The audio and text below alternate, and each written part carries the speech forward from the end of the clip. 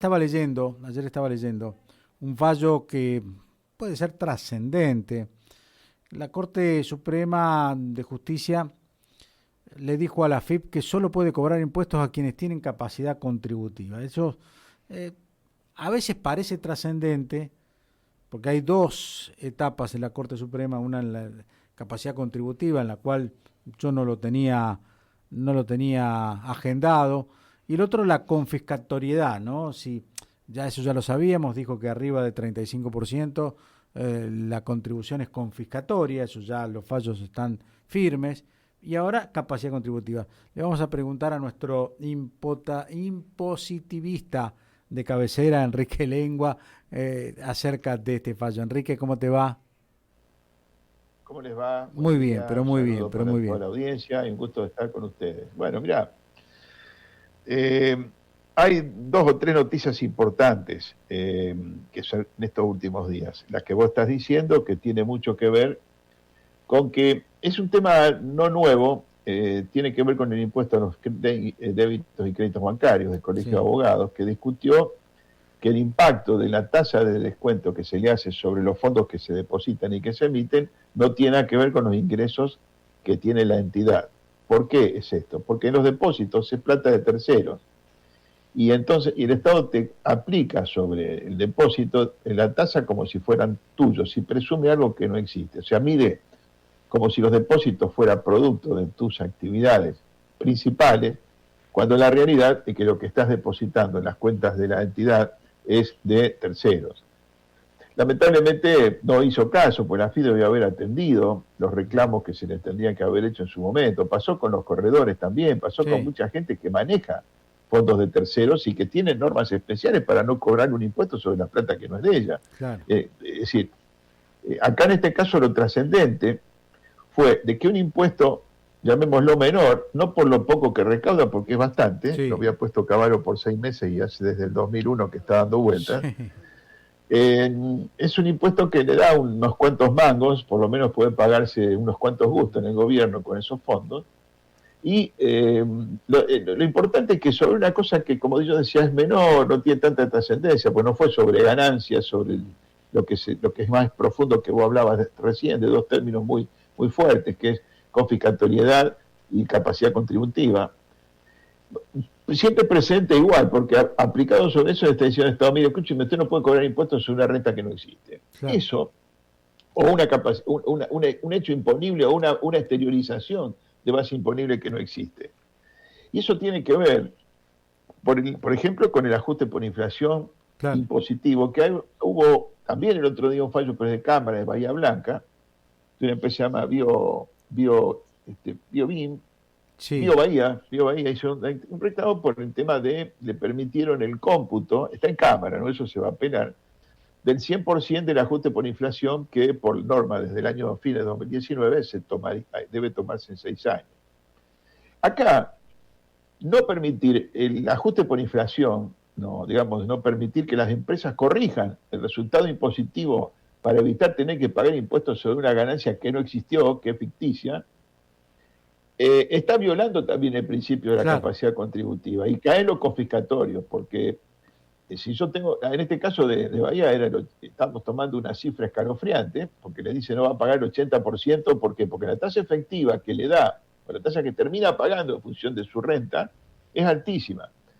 No nos olvidemos, Gustavo, que dentro de esta telaraña de mecanismos de llegar a un balance, tenemos un balance histórico, las empresas tienen un balance histórico que pareciera que no sirve, pero sí sirve, porque el único balance legal no es ese, es el balance ajustado por inflación contable, con las Mm, normas de las resoluciones técnicas que emanan de la Federación de Consejos. Pero ¿por qué digo que tenemos un balance histórico? Porque el histórico sirve para pagar impuestos. claro. Entonces tenemos un balance que es el contable único ajustado por inflación, que es para decir a los accionistas cuánto ganaron y cuánto pueden retirar de dividendos. Un balance histórico que no se podría presentar porque no tiene características legales, la ley no lo admitiría, pero sí la tiene para fines impositivos. Y en base a ese se hacen los ajustes impositivos, que sería el balance fiscal. Es como que tenemos tres balances. ¿Qué pasa? Si la tasa de un balance ajustado la utilidad de un balance Sí. ajustado, aplicando en la tasa del 30% que estaba antes, ahora va a ser el 35% si vende más si tiene ganas más de 50 millones, le da superior a un porcentaje más alto que eso, le da una tasa real, le dice, mira, vos ganaste ajustado, tanto, aplicado en impuestos te da que estás pagando el 50%, no llego al 80%, que es una locura, pero el 50, 55% es confiscatorio. Sí, claro. Y eso también habilita la presentación ante empezar la instancia de pedir la no aplicación del impuesto o pedir en todo caso que se permite el ajuste por inflación. Enrique, Acá, ¿qué pasó? déjame Sí, explicarle. perdón, yo estaba... por No, favor, está bien, pero al déjame contrario. explicarle a algunos de los oyentes que a lo mejor no entienden de lo que estamos hablando. Ajuste por inflación. Voy a dar un ejemplo facilísimo, para que se pueda entender. Una empresa que no hace, compra y vende corpiños. Tiene 10 corpiños al final del año pasado, tiene una evaluación de 1 peso, 10 pesos. No hizo nada la empresa, la verdad que no trabajó, pandemia, se quedó adentro, termina el año. Los corpiños ahora valen 2 pesos en vez de 1. Quiere decir que 10 por 2 va a ser 20, le van a cobrar impuesto a la ganancia sobre los 10 pesos que supuestamente ganó.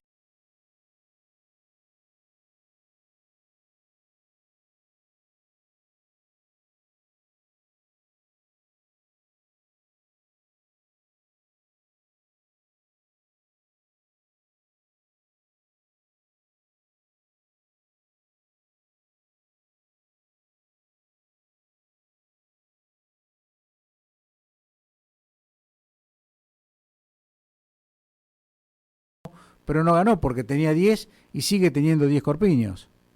Sería así. Exactamente. Y nosotros cuando hemos dado las charlas sobre ese tema, vos fuiste un poco más, más en estética femenina, te apoyaste en el ejemplo. Sí. Nosotros habíamos dado el ejemplo de una cantidad de así. No, pero fíjate por qué, a qué concluyo después que no lo podríamos hacer con el ejemplo tuyo de la parte de vestimenta. Porque ahora te voy a decir por qué. Sí. Nosotros habíamos dicho, vos tenés 100 vacas, Sí. a un valor al principio del ejercicio, con un precio, al final del ejercicio tenés las mismas vacas, pero con un precio mucho mayor, porque subieron a 100. Tenés que pagar el 30% sobre el valor de la vaca, teniendo las mismas. ¿Qué pasa? ¿Con qué pagás el impuesto? Tenés que mandar al frigorífico una cantidad de vacas para poder hacerte la plata para pagar el impuesto. Sí. O sea, no hay exteriorización, no se produce la ganancia realizada y líquida que permite generar los recursos para pagar el impuesto. Ese es el punto, no quería compararlo con tu ejemplo de los corpiños, porque ¿cuál sería el caso? Vender 3 corpiños. Claro, vender 3 corpiños. Claro, pero está bien, sería el mismo razonamiento, pero me acuerdo que era más sangriento cuando damos la charla, que tenía que cargar la vaca, mandar a frigorífico. No, ¿sabes qué pasa? Que si vos metés vaca, yo te voy, porque me gusta meterme y hacer lío, te voy a decir, bueno, pero las vacas engordaron, valen más. En un año tienen un precio de engorde, por lo tanto vale más. O sea que también tiene una doble utilidad, sí. Es cierto, tiene una doble utilidad, pero es una utilidad que está quieta. Hacer el ejemplo más simple, la gente que nos está escuchando lo puede entender todavía con un ejemplo mucho más mundano. Pudieron comprar dólares, $200, lo tiene en la casa del año pasado hasta ahora. Sí. Los dólares lo compró a un precio y por la devaluación que tiene está en 185 pesos, el dólar ganó plata por tenerlo, pero le decís, ¿ganaste algo? No, tiene siempre los $200, claro. La otra vez. Y que si tuviera que pagar impuestos sobre esa ganancia, tendría que cortarle un pedazo de dólar o vender dólares para pagar impuestos. Claro. Y eso es la ganancia que se da por tenencia, que es lo que genera tanta rebelión con la gente. En este caso de Bahía Blanca, lo que el Estado le permitió es computar el 100% del ajuste por inflación en un año. Acá sí se aplica el ajuste, pero dice, no le vamos a esperar los 6 años, o otros 5 años, el primero, y son 5 más. Porque es un engaño decirle que yo te voy a permitir computar el ajuste por inflación en 5 años, 6 periodos, y que no se ajustan anualmente, o sea que dentro de 4 años va a estar computando el mismo valor que ahora. Evidentemente, ahí está también la confiscatoriedad, donde el Estado abusivamente se te queda con los fondos, se te queda con un impuesto que no tiene que ver con la ganancia real que tuvo la empresa. Bien. Afortunadamente estas cosas ayudan mucho y va a tener mucha consecuencia también otro fallo que hubo con respecto a un empresario que se llama Nucete, que logró también un fallo La de las en el aceitunas. sentido de que él exactamente, en Mendoza, Sí, pero logró que se le dictaminara de que no tenía que pagar un exceso de impuestos al ahorro, famoso aporte sí, obligatorio voluntario, o obligatorio, solidario. sí, Bueno, yo siempre le digo ahorro forzoso porque sí. tengo el resabio del viejo impuesto que se cobró en su momento, y esto también fue forzoso, ¿no? Más que voluntario o solidario. Y le dijeron que no tenía que pagar porque se estaba multiplicando el efecto impositivo. Vos imaginate que la gente entienda que, si bien es cierto que ese impuesto, ese aporte, le tocó a poca gente, porque tenía que superar una cifra importante de patrimonio, de activos, que la gente, el corte para pagar el impuesto era el 18 de diciembre del año pasado, y a los 12 días, 13 días tenía que volver a terminar bienes personales sobre la misma cifra o una cifra parecida. No es el mismo día, pero en 13 días de diferencia tiene que afrontar dos impuestos, no hay superposición. Yo tengo que pensar que las tasas se suman. Eso es lo que me costó por 13 días de diferencia haber tenido ese patrimonio. Eso también es un respaldo para los que litigaron contra este aporte. La gente lo critica, hay un punto de vista solidario, dice, bueno, si tienen plata, que paguen, si este impuesto es solidario. Bien, para la pandemia, bien, la mayoría de los fondos que se recaudaban en la distribución no iban a parar a los fondos de salud, solamente el 20%, estaba previsto así. Con lo cual, viste, hoy tenemos que considerar, y la gente está preocupada, y lo digo, no quiero caerme en un tema que entiende poca gente, si lo van a volver a aplicar. Dicen los que saben que Heller, que fue el mentor de este tributo, tiene sobre su escritorio una nueva versión de este impuesto que está esperando y no saben si van a aplicar o no. Yo creo que no habría lugar, pero también es cierto que los talibanes no están solo en Afganistán, andan sueltos por todos lados y bueno, yo de eso, la verdad. Enrique, Pero bueno, son buenas noticias para los en el contribuyentes. caso de querer aplicarlo, tendrían el inconveniente ahí sí de saltar la justicia, porque por única vez, podría ser aceptado por la justicia. Ahora, de ser permanente, ya sí tendríamos que hablar de la doble imposición. Por supuesto, no, claro que los argumentos le jugaría muy en contra, pero yo lo de única vez también lo condiciono a esto.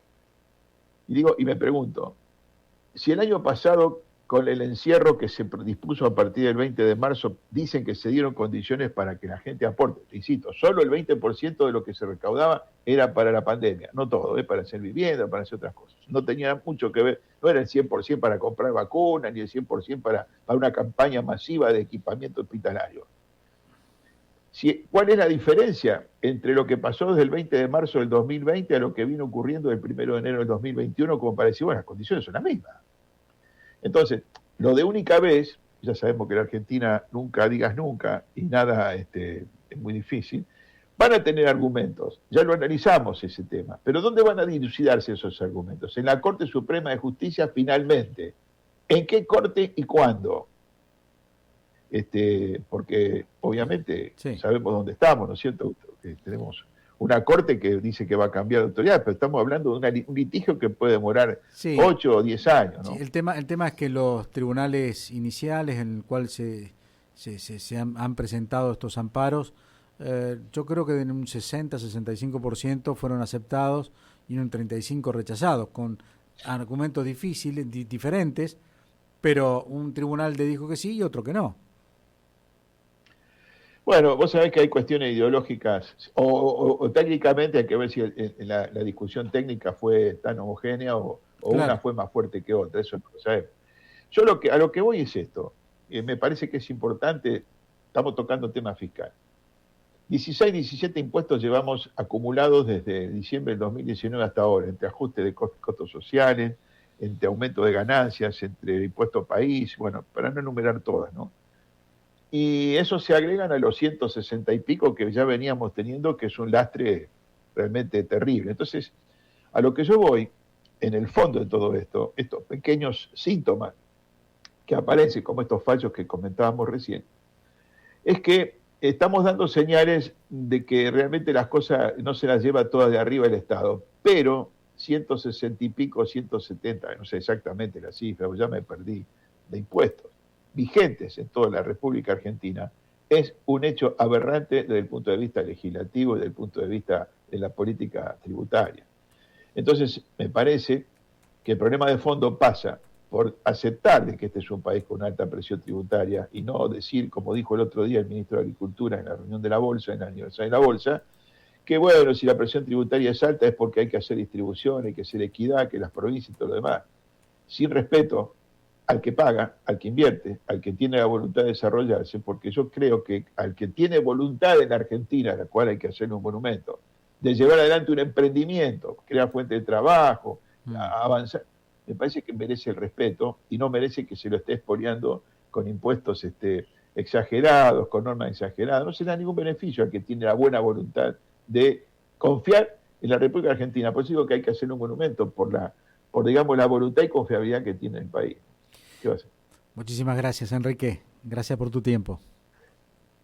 Chao, gracias a ustedes, que tengan buen día y buen fin de semana. Igualmente. Chao. Enrique Lingua.